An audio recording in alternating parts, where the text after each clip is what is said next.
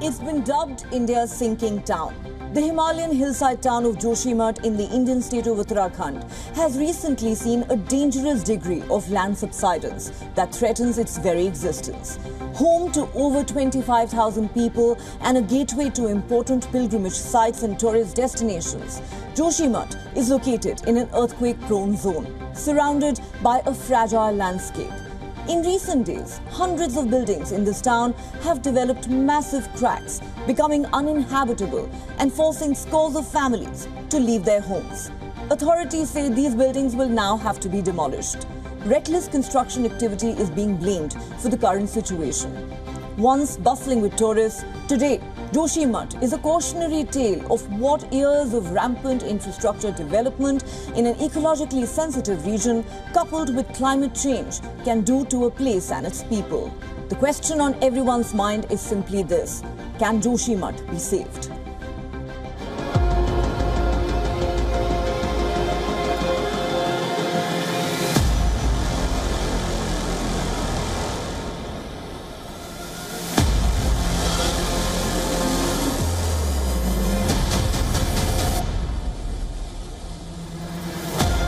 Call it a punishment for mankind's deeds. A hill town of some 25,000 people, a gateway to one of India's biggest pilgrimage centres, is sinking, falling inwards, collapsing. India's Central Building Research Institute and National Disaster Response Force are driving demolition activity. A whopping 678 out of some 4,500 buildings in Joshimath have developed deep cracks over the past few months and years. They have now been tagged unfit to live in. Joshimath has been labelled a sinking town. 30% of the town stands affected. 4,000 people have been moved out. Based on danger perceptions, authorities have divided Joshimath into 3 zones: danger, buffer and safe. But even for areas given the green light, all is far from well. This is a matter of concern, and the city does not have a proper drainage or sewer system. The soil here is loose, so when the water gushes out, it gets mixed with the soil and erodes it. The town was just about 30 shops and 400 families, some 2,000 people in the 1960s. It's 4,500 plus buildings here now, and the burden not on infrastructure but on nature itself is showing. The most commonly cited villains of the piece. One, the Tapovan hydropower project that's under construction.